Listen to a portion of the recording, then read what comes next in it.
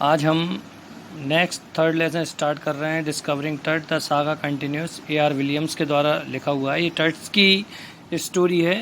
टर्ट्स कौन थे, क्या थे, कैसी क्या स्टोरी रही उनकी, ममीज़ के बारे में है थोड़ा सा ये चैप्टर, उसको ध्यान से समझेंगे। He was just a teenager, एक टीनेजर थे वो। व्हेन ही डाइड, जब उनकी डेथ हुई। The last year of powerful family that had ruled Egypt, और उस पावरफुल फैमिली के वो लास्ट उत्तराधिकारी रहे जिन्होंने इजिप्ट पर रूल किया and its empire for centuries. वहाँ सेंचुरीज तक उनका साम्राज्य रहा। He was laid to rest laden with gold, उन्हें गोल्ड के साथ दफना दिया गया और फिर भूल गए। Since the discovery of his tomb, उसकी जो टॉम की डिस्कवरी 1922 में हुई, the modern world has speculated about what happen to, modern world ने यह जाना कि वास्तव में उनके साथ क्या हुआ। With murder being the most extreme possibility, और पॉसिबल ये था कि उनका मर्डर हो गया होगा। नाउ लिविंग इस टॉम, अब उनकी टॉम को छोड़ दिया गया for the first time in almost 80 years के लिए। टट है अंडरगोन अ सीटी स्कैन, फिर टट का एक सीटी स्कैन हुआ। That offers new clues about his life and death, और फिर जो है उनकी लाइफ और डेथ के बारे में नए क्लूज आए। And provides precise data for an accurate forensic reconstruction of the boy's pharaoh, और ये जो बॉयज छोटे से जो रूलर थे इनके बारे में एक नया डाटा, बहुत अच्छा नया डाटा फॉरेंसिक रिकस्टेशन रिकंस्ट्रक्शन के लिए आया। अब देखते हैं क्या हुआ था। An angry wind stirred up घोसली dust devil as King Tut was taken from his resting place in the ancient Egyptian cemetery known as the Valley of the King. कि एक एंग्री विंड मतलब बहुत तेज हवा चली, धूल भरी हवा थी वो, और जब राजा को जो है उनके टॉम्ब से बाहर लाया जा रहा था, और जहाँ पर और उसको अधिकतर जो वैली ऑफ द किंग्स कहा जाता था, मतलब जहाँ पर टट्स को बरी किया गया था वहाँ से टट को निकाल के लाया जा रहा था, उस समय की बात है। डार्क बेलीड क्लाउड, बहुत घने बादल जो है पूरे डेजर्ट स्काई में सारे दिन रहे, और रात के समय में भी वो जो है बिल्कुल ग्रे कलर में स्टार्स को उन्होंने ढक लिया। इट वाज 6 PM ऑन 5 जनवरी 2005 का 5 PM हो रहा था। World most famous mummy glided head first into a सीटी स्कैनर, और वर्ल्ड की जो सबसे फेमस ममी थी उसको सबसे पहले सीटी स्कैन के लिए लाया जा रहा था, और to prove the lingering medical mysteries, और मेडिकल जो अनसुलझे रहस्य थे उनको सुलझाने की प्रोसेस की जा रही थी। इस of the little understood young ruler who died more than 3300 years ago, और उस रूलर के साथ ये काम किया जा रहा था जो कि 3300 साल पहले जिसकी डेथ हो गई थी, उसके बारे में जानने के लिए जो है उसकी टॉम्ब से उसको बाहर लाया जा रहा था। ये स्थिति है। All afternoon the usual line of tourist, और आफ्टरनून में टूरिस्ट आना शुरू हो गए थे दुनिया से, और उन्होंने वो जो है रॉक कट टॉम्ब के अंदर जाना शुरू हो गए थे। रॉक कट टॉम्ब मतलब जो इसकी टॉम्ब थी, मतलब जो इसका क्या बोलते कब्र थी, वो करीब 26 फीट अंडरग्राउंड थी। उसको रिस्पेक्ट देने के लिए जो है सभी तरफ से टूरिस्ट आना शुरू हो गए थे। They gazed at the murals on the walls, वे दीवार की जो पिक्चर्स हैं, जो पेंटिंग्स हैं, उनको देखने लगे थे वरियल चैम्बर में, या और टट्स के फेस को देख रहे थे। The most striking feature of his mummy, उसके मम्मी का बहुत अच्छा फीचर था, स्ट्राइकिंग फीचर था। शेप्ड आउटर कॉफिन लिड, और जो कि कॉफिन लिड से ढका हुआ, उसका मतलब मम्मी का जो शेप था वो कॉफिन लिड में था। कुछ विजिटर गाइड बुक पढ़ रहे थे, कुछ वहीं पे साइलेंट ही खड़े हुए थे, शायद इसलिए खड़े हुए थे कि जो टट्स की अल्टीमेटली डेथ, उसके जो बचपन में उसकी जो डेथ हुई थी, और वहाँ पर कुछ थोड़े बहुत डरे हुए भी थे, वो सोच रहे थे कि शायद फराज का कर्ज था, राजाओं का शाप था कि डेथ और misfortune falling upon those who disturb him. उसमें लिखा हुआ था कि मतलब मृत्यु हो जाएगी या फिर कोई अनहोनी हो जाएगी जो कि इस टट या इस जो टॉम्ब को डिस्टर्ब करेगा। वॉज रियली ट्रू, ये सत्य था। इसी बारे में बातचीत थोड़ी चल रही थी वहाँ पे। Mummy is in very bad condition, mummy बहुत बुरी स्थिति में थी, because of what Carter did in 1920 में कार्टर ने कुछ कर दिया था, तो उस कंडीशन में मम्मी जो थी अच्छी स्थिति में नहीं थी। जही अब्बास ने कहा, जही अब्बास कौन थे? Secretary general of Egypt, supreme counselling of attitude, है ना। As he leaned over the body, जैसे ही वो बॉडी के ऊपर थोड़े झुके थोड़ी समय के लिए, तो कार्टर ने देखा कि और जो कार्टर थे ना वो कौन थे?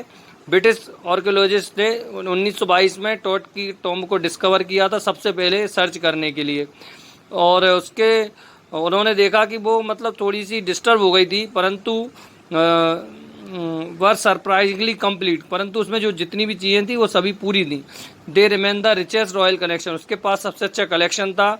और जो है ना इतना have become the part of the pharaoh's legend की, जो है ना फरोवा के लीजेंड का पार्ट बनने लायक उस के पास जो था बहुत अच्छा कलेक्शन। किसके पास था? ये तट के पास, मतलब तट के पास जो चीज़ें रखी गई थी वो बहुत अच्छी कलेक्शन में थी, स्टनिंग। और सबसे अच्छी बात ये थी कि सब गोल्ड में थी।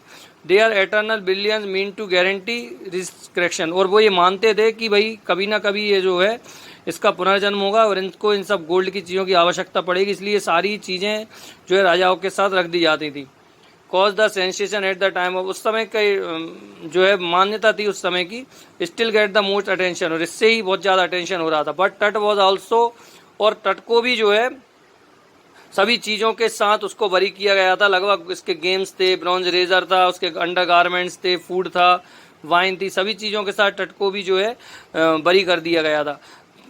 After month of carefully recording the pharaoh फिरनी ट्रेजर, सो बहुत सा महीनों तक इसके ट्रेजर को अध्ययन करने के बाद, इसकी रिकॉर्डिंग करने के बाद, कॉर्टर जो है 3 जो नेस्टेड कॉफिन्स थे उनकी इन्वेस्टिगेटिंग करने लगे। तो उन्होंने जैसे ही वो उन्होंने पहला कॉफिन खोला तो ही फाउंड अ श्राउड, उनको श्राउड मिला और उसमें बहुत सारे प्रकार के मालाएं मिली, with garland of willow and olive leaves मिली, वाइल्ड कैलरी मिली, लोटस पेटल्स, कमल के पत्ते मिले, कॉर्न फ्लावर्स मिला। और ये सब ये चीज़ बताते हैं कि ये जो इनको दफनाया गया था ये मार्च और अप्रैल के महीने में दफनाया गया होगा। When he finally reach the money, जब भी मनी के मम्मी के पास तक पहुंचे तो उन्हें बहुत प्रॉब्लम हो गई। The ritual resins had harden, तो वहाँ पे जो किशमिश पड़ी हुई थी वो बहुत कड़क हो गई थी, और इतनी कड़क हो गई थी, बिल्कुल सॉलिड हो गई थी वो, और गोल्ड कफिन्स जो था उससे चिपक गई थी।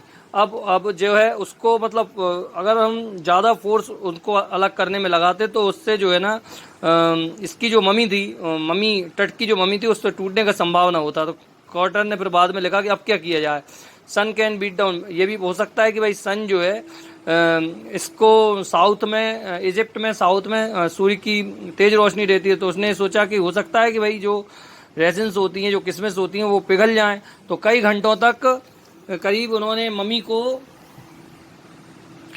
बाहर रखा धूप में, और करीब 149 डिग्री फ़ारेनहाइट पर रखा, परंतु कुछ नहीं हुआ। He reported with scientific detachment death, फिर उन्होंने साइंटिफिक डिटैचमेंट में कहा को रिपोर्ट कर दिया कि the consolidated material had to be chiselled away, कि जो मटेरियल है अब उसको छेनी से काटना पड़ेगा, लिम्ब के नीचे से, ट्रंक के नीचे से, है ना। तो ये ऐसा बोलना पड़ा कि अब भाई जो है पिघलेगी नहीं, उसको जो है छेनी से तोड़ना पड़ेगा।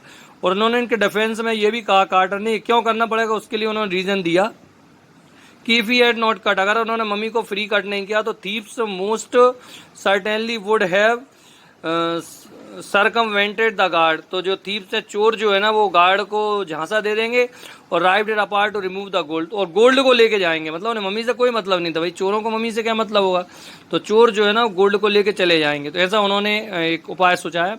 अब टर्च के टाइम में रॉयल्स जो थे बहुत ज़्यादा धनवान होते थे, तो उन्होंने सोचा ऐसा कि दे को take their riches with them, तो वो ये कहते थे कि भाई तुम अपने जो सामान है, रिचेज है, वो अपने साथ ले जा सकते हो। तो उनकी जर्नी जो थी वो बहुत बड़ी रहती थी। King Tut was Levi's, king टट के साथ भी लगभग सभी चीज़ों को रखा गया था, गुड्स को, कॉलर्स को, necklace, bracelet, rings, amulets, ceremonial apron, sandal, sheath for his fingers, toe, और आइकॉनिक इनर कॉफिन, मास्क, सब कुछ गोल्ड से बना हुआ जो है उसके साथ सामान रख दिया गया था। टू सेपरेट टट फ्रॉम हिज ऑर्डर एडॉर्नमेंट, मतलब इन एडॉर्नमेंट से टट को सेपरेट करने के लिए क्वार्टर के आदमियों ने उसके हेड को रिमूव कर लिया और सेवरल नियरली मेजर पॉइंट्स को जो है छेनी हथौड़े से अलग कर लिया वह, और उसको जो है ना एक वुडन बॉक्स में जो है रख दिया, रेत पर, रेत के यहाँ पे रख दिया। तो रेत ने जो उनके डैमेज जो है, जहाँ से टच डैमेज हुआ था वो ढक लिया था, और अब जो रेत थी, रेत का जो वुडन बॉक्स था वही उसका हिस्सा बन गया था।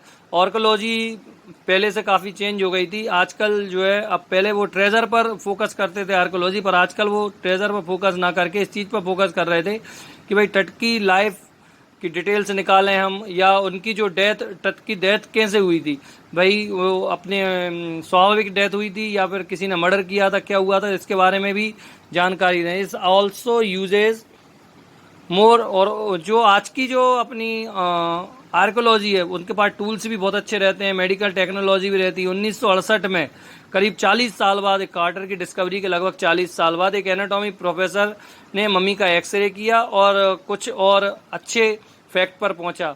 तो उसने जो है beneath the resin the cakes his chest his breastbone and front ribs are missing, उसने देखा कि मतलब उसके नीचे से, रेजिन के नीचे से, कि ब्रेस्ट बोन और उसकी जो पसलियां हैं वो कुछ मिसिंग है। Today diagnostic imaging can be done, आज जो है डायग्नोस्टिक इमेजिंग की जा सकती है विद सीटी स्कैन। आपने सीटी स्कैन के बारे में सोचा होगा, सीटी स्कैन कर रहे थे अब वो उसका। तो एक बार में सैकड़ों एक्सरे होते थे, क्रॉस सेक्शन, और जैसे एक ब्रेड की स्लाइस रखी जाती थी उसी प्रकार से ये सारे जो एक्सरे किए जाते थे। 2 और 3 डायमेंशनल वर्चुअल बॉडी एक्सरे किए जाते थे। What more would a CT scan अब रिवेल ऑफ ट्रुथ की क्या सत्यता सीटी स्कैन बताएगा देन एक्सरे की अपेक्षा। तो इसका आंसर कह सकते हैं, 2 क्वेश्चन थे सभी के सामने जो कि अनसुलझे थे, कि हाउ डिड ही डाई, उसकी मृत्यु कैसे हुई, और how old was he at the time of death, कि जो टट था वो जब उसकी डेथ हुई थी तो कितने साल का था। King Tut's demise was a big event, इसका जो किंग टट का जो डेमाइज था वो बहुत बड़ा इवेंट था, डेमिस इवेंट था, रॉयल स्टैंडर्ड था। और जो किंग टट थे वो अपनी फैमिली लाइन के लास्ट थे, तो इनका फनरल जो था, जैसे ही इनकी डेथ हुई थी तो ये कह सकते हैं उनकी डायनेस्टी भी लगभग खत्म होती चली गई थी। But the particulars of his passing away and his aftermath were unclear, परंतु उनकी मृत्यु कैसे हुई और उनका आफ्टरमाथ क्या हुआ तो वो सब थोड़ा अनक्लियर रहा।